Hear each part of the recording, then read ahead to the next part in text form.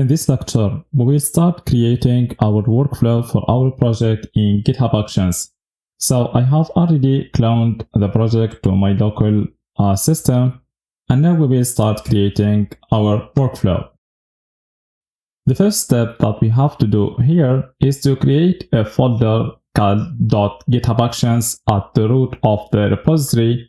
Inside this folder, we will create another folder called workflows. And in the workflows folder, we will create our YAML file containing the configuration of the workflow. So let's click here to create the new folder called .github. And inside this folder, I will create another folder called workflows. So now we will put the configuration of the workflow in the workflows folder. Okay, so I will create a new file and I will call it workflow.yaml. So here we will put the configuration of the workflow. Okay, so in this lecture, we will focus on creating a workflow with one single job for unit tests, okay, to execute the test that we have here in this file in the app.test.tsx. So first of all, we have the name property to set a name to our workflow. I will call it, for example, CI CD. And then using the on keyword, we specify the events when we want to trigger the pipeline, okay, or the workflow. So when we want to execute or to create the workflow. Here I will specify two events. First of all, the workflow.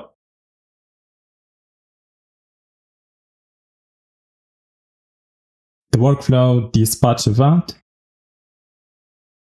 to enable executing the workflow manually, and the push event. So we want to execute the pipeline or when we push our changes to the branches. So either the main branch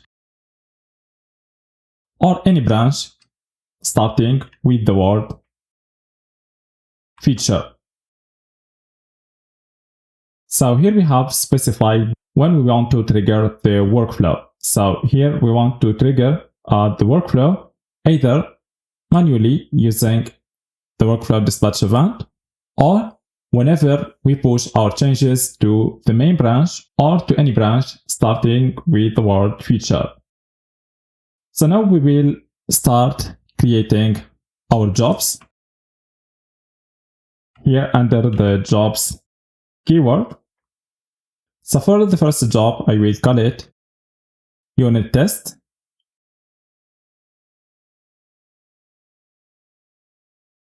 So we give a name to the job using the name property. I will call it unit test.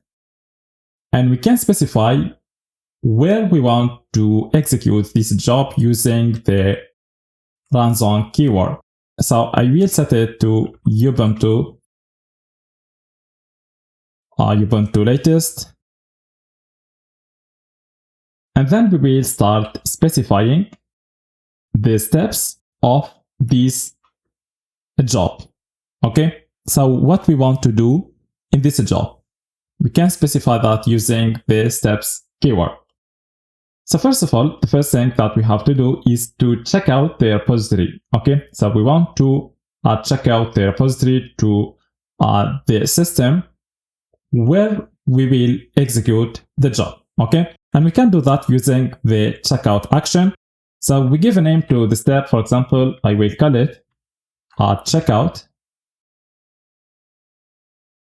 repository.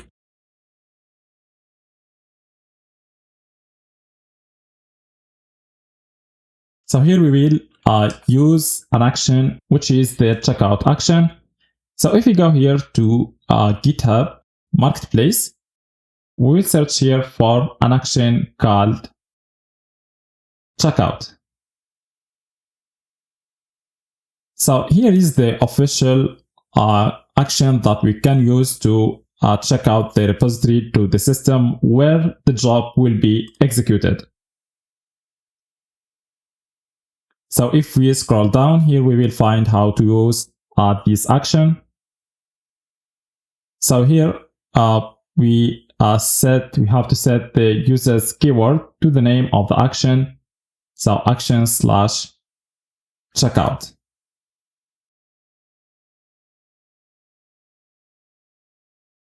So that's for the first step. In the next step,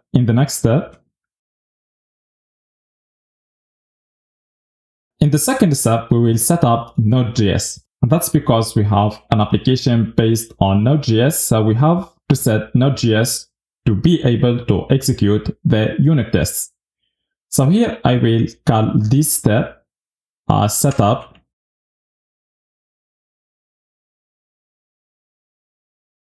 Node.js. Here also we will use an action. So let's go back to GitHub Marketplace.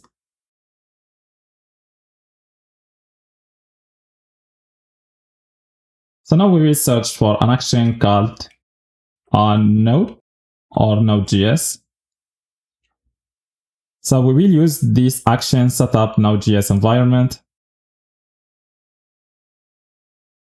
So if we scroll down here, we will find how to use this action.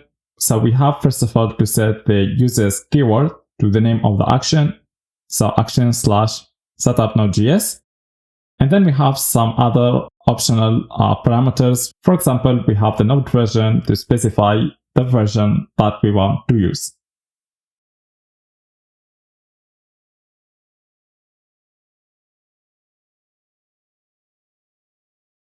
Next, we have to install the dependencies needed for the application. So I will call this step install dependencies. And now we will not use the user's keyword. Instead of that, we will use the run keyword because we will execute a command. So here we will execute the npm install command to install the dependencies needed for this application. And finally, after installing the dependencies, the last step is to execute the npm run test command to execute the unit tests. So here I will call this step unit test. We will use again the run keyword and we will set it to the command that we want to execute, which is the npm run test command. Because here in the package.json file, so here we have a test script to execute the unit tests using vtest. Okay. So now the configuration of the workflow is ready. Currently, we are working on the main branch. Okay. So we have here in the button that we are working on the main branch, but we want to push these changes to a new branch.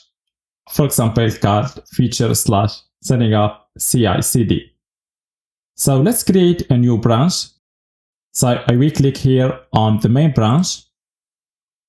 Then I will click on create new branch. I will call it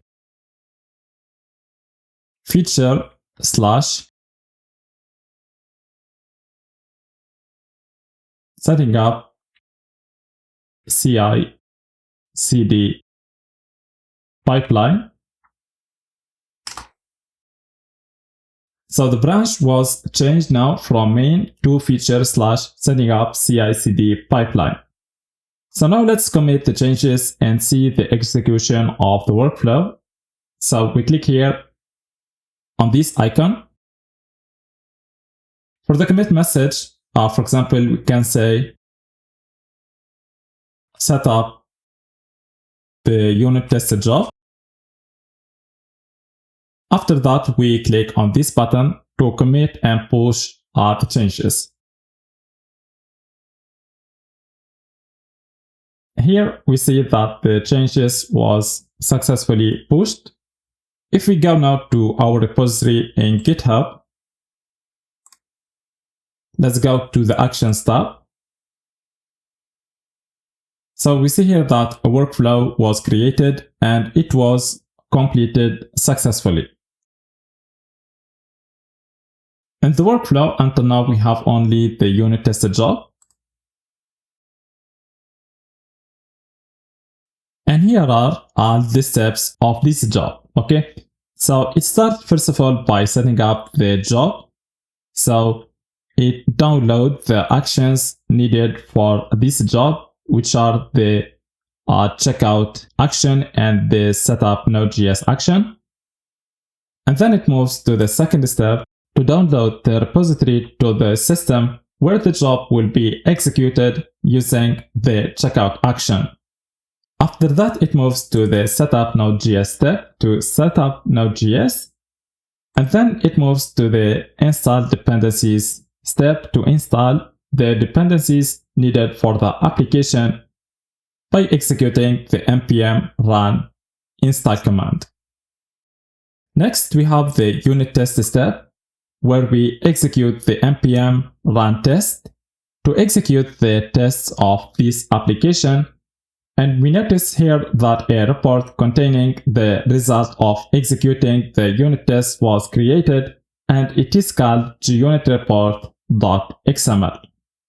And finally, it moves to the last steps needed to clean up the resources used during the execution of this job. So that's how we can execute unit tests. In the next lecture, we will focus on uploading the report containing the result of the unit test using artifacts in GitHub Actions. So that's all for now. Thank you very much and see you next time.